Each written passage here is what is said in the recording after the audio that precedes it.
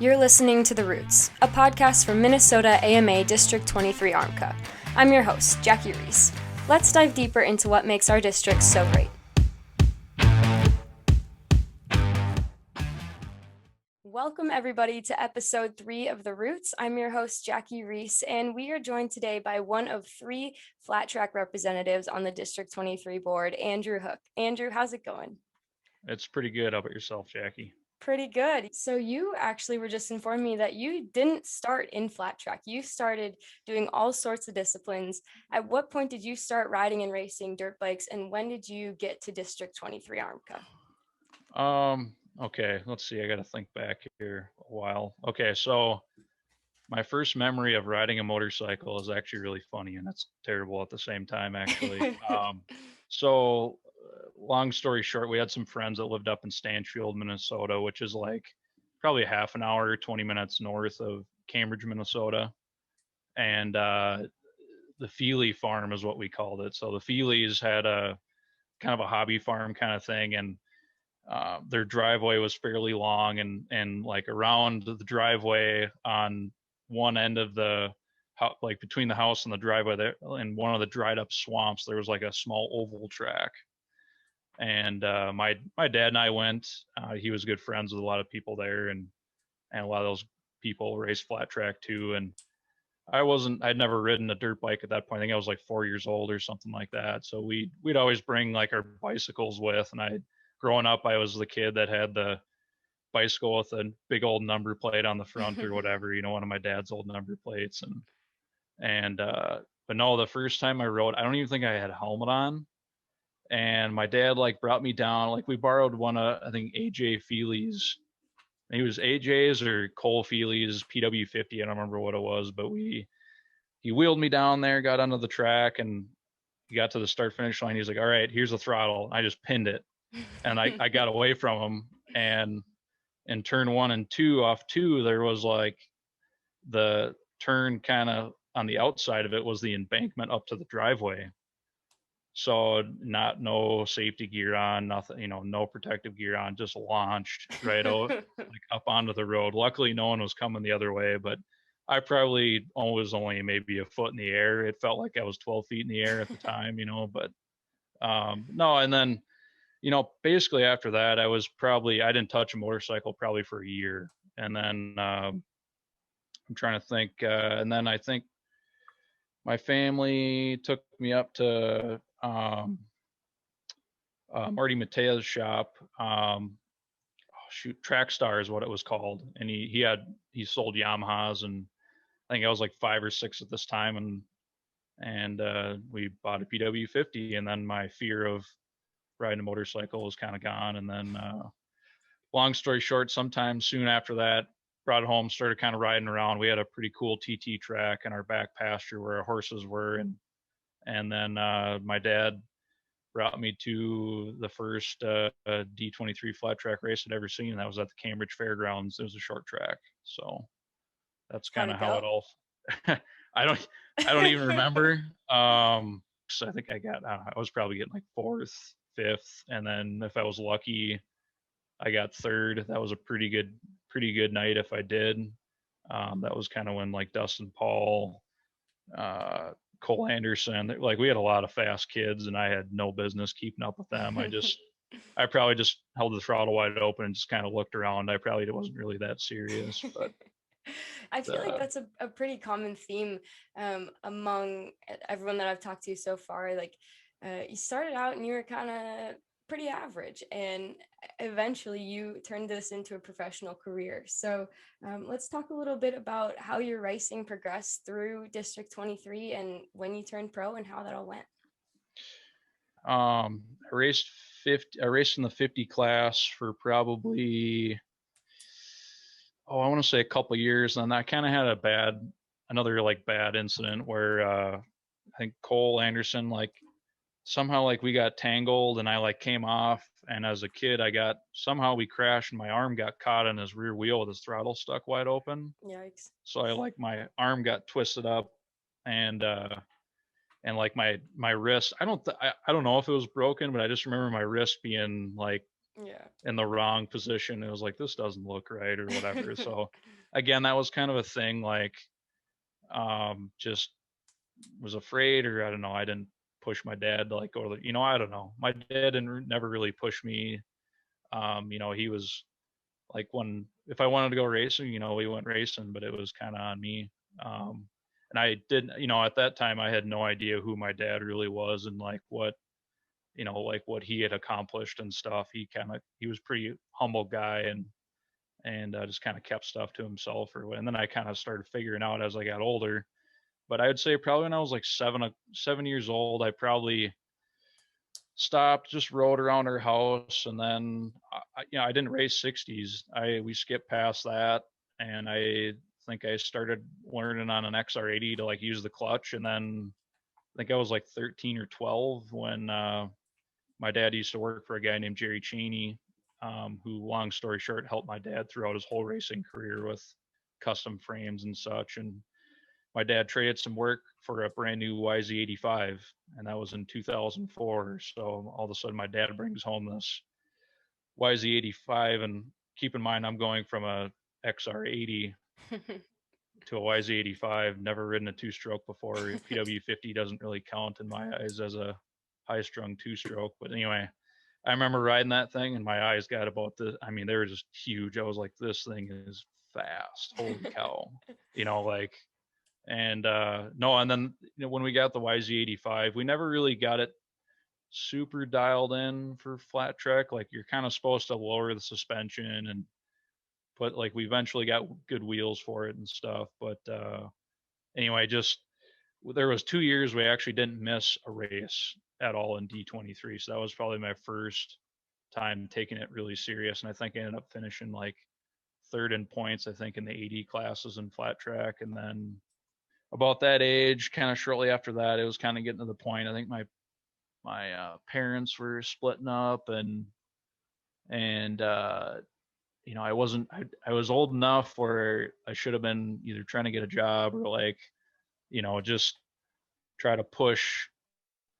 Just me myself, kind of push my hey dad, let's go racing. Like, I want to do this, I want to do that, and I don't know. I was a teenager. Girls were high school, whatever. That all kind of came about, and probably making not the best decisions. But anyway, and then I mean, I kind of raced here and there. I'd raced like my trail bike, my dad's trail bike with like just dual sport wheel tires on it. Like, it was not the safest way to go racing, but it was kind of once in a while. And then stopped for a while, and then got a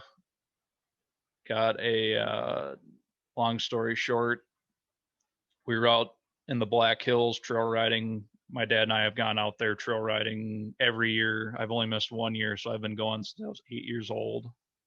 So I've been going for 20 years now out there, minus 1 year, so 19. And long story short, a friend of ours was out there. We just met like a couple years back, whatever, and kind of an older gentleman that got into motorcycles kind of late, and anyways, I was on an XR 100 or something like that, trail riding, and he got a flat tire, and I was, I don't know, 15 years old, 14 years old, something like that, and he didn't know how to change he didn't know how to change his tire to put a new tube in, so I ended up helping him. And long story short, really cool guy, whatever. We got home from being out there, got back to Minnesota, and all of a sudden a week later, an engine shows up in the mail, like a CRF 250R engine.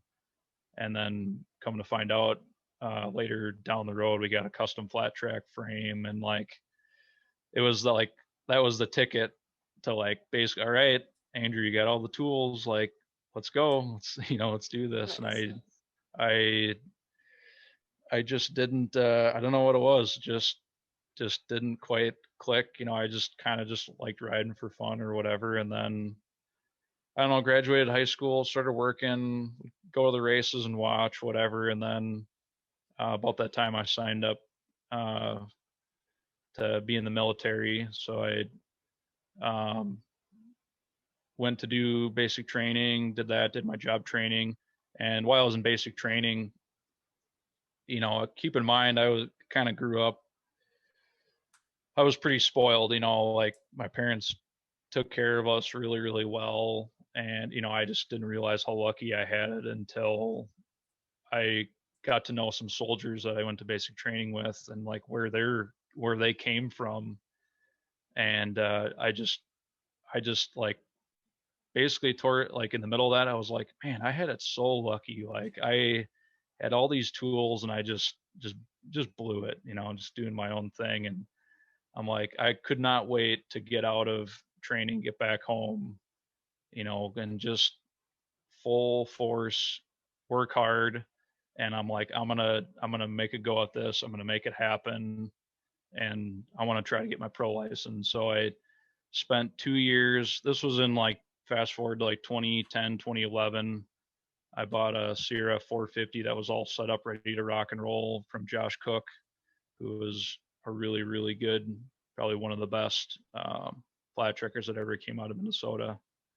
Um, and yeah, I just started going to Wisconsin, South Dakota, Minnesota, doing all the District 23 races I could, trying to chase down all these guys that I should have been growing up racing with, and I was off doing my own thing. So I had a lot of catching up to do anyway. So, and then basically got a good enough finish to get like, I think top 3 in the local pro stuff. And then if it wasn't for Bailey Bolke, who was our flat track rep at the time in D23, I would have never have gotten my pro license. So, but anyway, she saw something special in me, and I look back now and I probably was not nowhere near ready. I probably should have just, because long story short, when I got in the professional ranks, like I always took like working or a full-time job and paying bills. Um, I took life a touch just above racing. Like racing wasn't everything to me, but just kind of life was, staying happy and just staying close to friends and family. But then when I finally did get my professional card, I was like, okay, I gotta change some stuff. Like I used to be a social butterfly back then, and when you got to focus and put your head down and go, especially when I got to nationals, it's like you can't go around the pits and be running your mouth. You need to focus on your own program and make a go of it. So, the goal was never to. I don't even think I qualified for a main event from what I can remember. There was a notch down below the AMA Pro or the American Flat Track Series that was the All Star Series, and I made main events in those types of races, which is just a notch below. But I never went to amateur nationals. Like I should have probably done that. I should have. There's a lot of things I should have, would have, could have, done, but just it's kind of paved my own way, I guess. But anyway, I never really had a ton of success. My last year in my professional career, I think, was in 2017. And the one unique thing about that year is that we had 2 races that nobody had ever raced on, ever raced on. And my race bike at that time was a 2002 Sierra 450, and they didn't allow anything older than 2009. They like EFI bikes for the, so I had to like call, get permission every time I wanted to race. Like that kind of got irritating a little bit to do that. But no, just, yeah, those 2 races that no one had ever done. In my mind, I was like, okay, I'm not gonna, like, there was a point the year before where I was like willing to die to like make a main and like going broke, not saving money, like all this stuff. And the more it was kind of one of those things, you're driving, 24 hours or whatever to get to, and just kind of getting there. And I'm like, okay, this is my best this is like, I have no excuses right now. Like I'm either going to win or get top 10, and like, there's no excuses. Like I can do this. And I was real close in a semi, winning my semi. And then basically, long story short, the first race or second race or whatever just had a lot of problems, and just, it was like, no, that's okay. I have a lot more fun at District 23 flat track races, and we luckily had really good competition, and I was more than happy with challenging myself, chasing the Jake Jake Matea, Nick Mateas, the Andersons, the Josh Cooks and stuff. So I mean, we have a great family here, and nothing's ever beaten a D23 flat track event, or any event in D23 for that matter. So you kind of touched on one of my questions a little bit, but District 23 has such a unique and tight-knit flat track community. What do you love about the community that we have here? Oh, it doesn't. The one thing I love about it is you could be, no matter if you're new, it's your first time, you're a spectator, you're a new racer, you've been racing for years, or it doesn't matter who you are, you can show up to District 23 flat track race, and we could be we could have totally different views on the outside world, and like motorcycles in the district, like just make everything just like peacefully work all together. And it's just, that's the coolest part about it, I guess, is just seeing how just really genuine, good people, just helping each other out, trying to make each other better and competitive and stuff. So, but Yeah. Yeah, for sure. And like you said before, there's a lot of fast flat trackers that have come out of Minnesota. So that's really awesome to see. So you touched on this a little bit too. You were talking about your dad, and I don't really know anything about your dad, but from what I hear, he's been pretty instrumental in the beginnings of District 23 flat track. Share a little bit about him and his journey. yeah, so I'm trying to think back now. Keep in mind, I think I know. Uh, so if I remember right, at some point, I'm guessing this is the time. I could have this wrong. I should probably be asking him right now. But there was a time where I don't think flat track that was being ran was like points were recorded through the district, if I remember right. But about that time, my dad was so he came through the ranks. He kind of got a start late in life on it. Like they started racing in Detroit Lakes, and then kind of fast forward, like that was their first race they ever went to, was in Detroit Lakes. And then fast forward to when he was professional and he turned expert. He was national number 77. I don't remember what years, I should know, and I can't remember. And then he was also national number 38. And in other words, what a national number means, for those that don't know, is in flat track, you had, at that time, you had numbers 1 through 99. And basically what it meant to be a national number is when you made a main event, you got your national number the following year. So about that time when he got his national number on the local scene, he was, he would ride he had an old clapped out TT 500 in a night frame or something like that. And so he would, he'd show up to some of the local flat track races, and just like riding in places on the track that you wouldn't ride. Like I can't explain. My dad and I don't have the same riding styles. Like I can't explain what he does on a motorcycle. He has this just natural talent. It's like a acrobat on a bike. Like I can't explain it.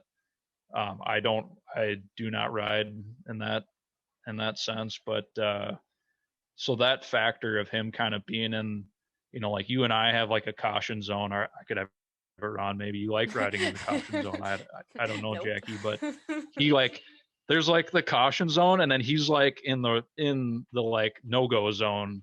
That's how it was. And he would like, he'd come to a local race, and I faintly remember a little bit when keep in mind, I was like 3 or 4.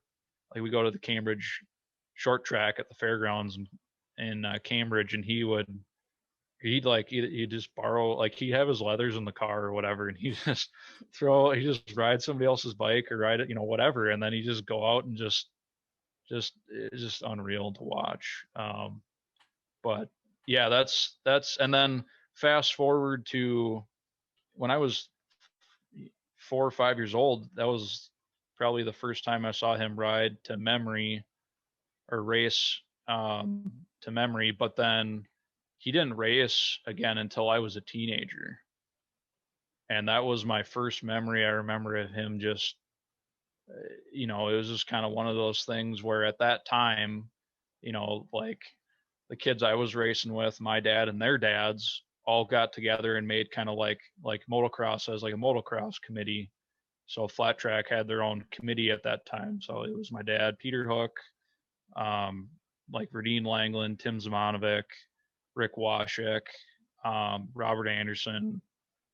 Like I'm probably forgetting names, but like more or less like they combined and made like this, basically all forces coming together to make like a newsletter and like a website and like, trying to use all the resources I could to grow the sport. And yeah, so that's, to District 23 directly, that's a lot of what I remember and what I know of my dad kind of being involved in District 23. So Nice. And do you think that impacted you and why you volunteer with District 23 now?